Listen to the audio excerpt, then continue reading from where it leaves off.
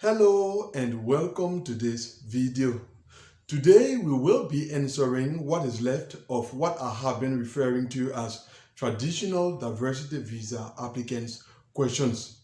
Over time, we have had to answer a number of questions that diversity visa applicants generally ask. We saw, for example, what may be considered as high case numbers and what may be considered as low case numbers in the DV 2024 program. We also saw how the issue of chances should be taken in the context of the DV 2024 program, as well as trends in the cutoff numbers of the various regions in the DV 2024 program. So today we are going to consider the issue of likely month of interview in the current context of the diversity visa program.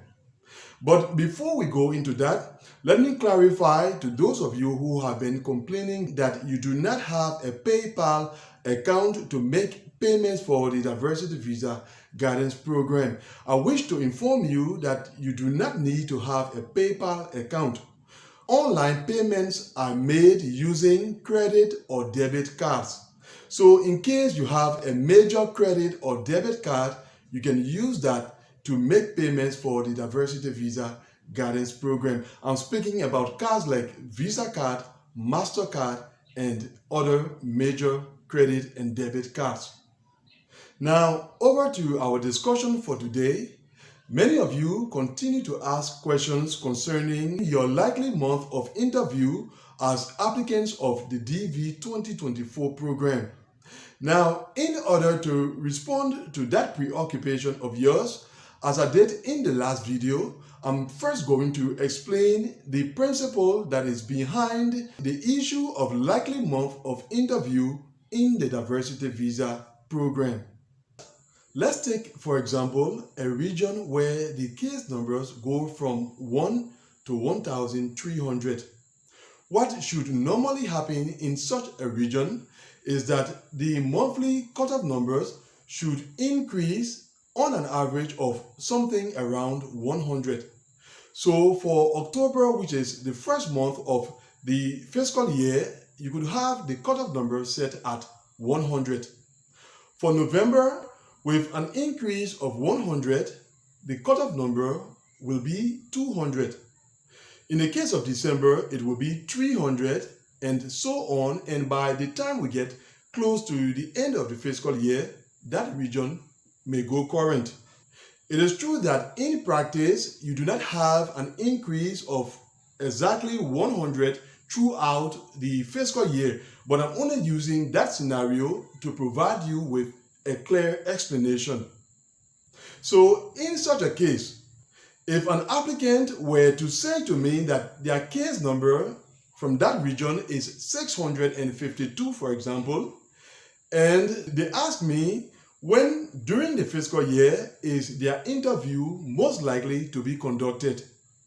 Now, considering that every month there is an increase of around 100 in the monthly cutoff number, beginning with 100 for the month of October, as we said, 200 for November, 300 for December, and so on.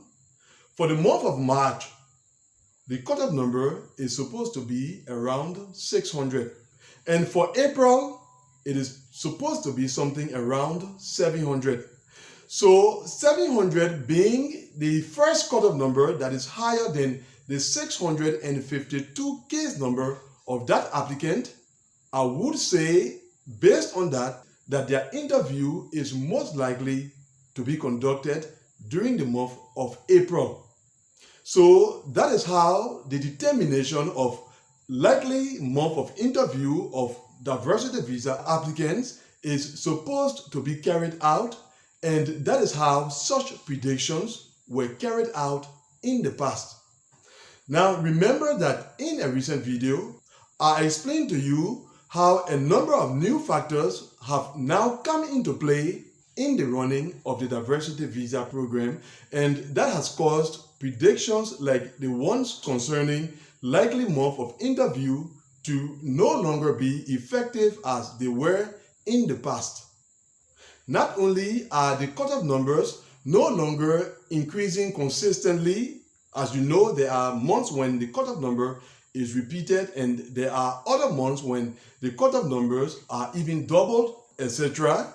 As I said, there are other factors that also come into play that must be taken into consideration in case one wants to make such predictions. Now, in such a context, two things. The first thing is that based on experience, someone like me could take a case, consider the case numbers, take into consideration the new factors that I'm speaking about, and come up with a prediction concerning the likely month of interview of that case. But in that situation, the region and the case number will not be sufficient to carry out such a prediction. In addition to the region and the case number, I would have to ask the applicant concerned a series of questions, mostly connected to the other factors that I'm speaking about, in order for such a prediction to be as close as possible to the reality. Now, the second thing, in the absence of that, the approach to apply in such a situation will be what I spoke about in a recent video, that is the approach of wait and see.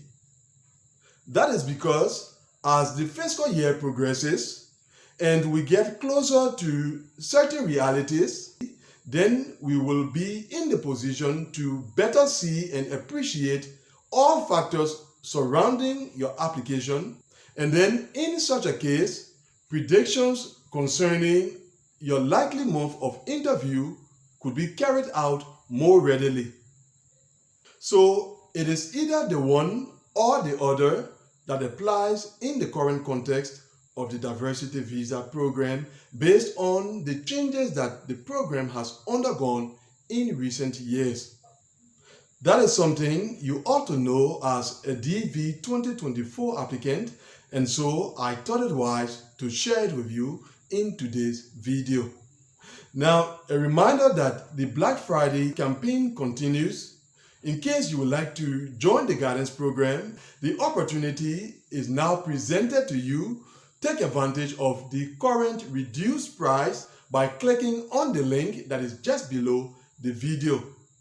For the coming few days, the price of the Diversity Visa Guidance Program membership has been reduced by half for your next 2 subscriptions. So take advantage of that price while it is still available and while it is still early in the fiscal year. And in case you have questions, click on the second link below the video and use the tools on the guidance platform to ask those questions. And that brings us to the end of this video. Thanks for watching it. See you, God willing, in the next one. Goodbye.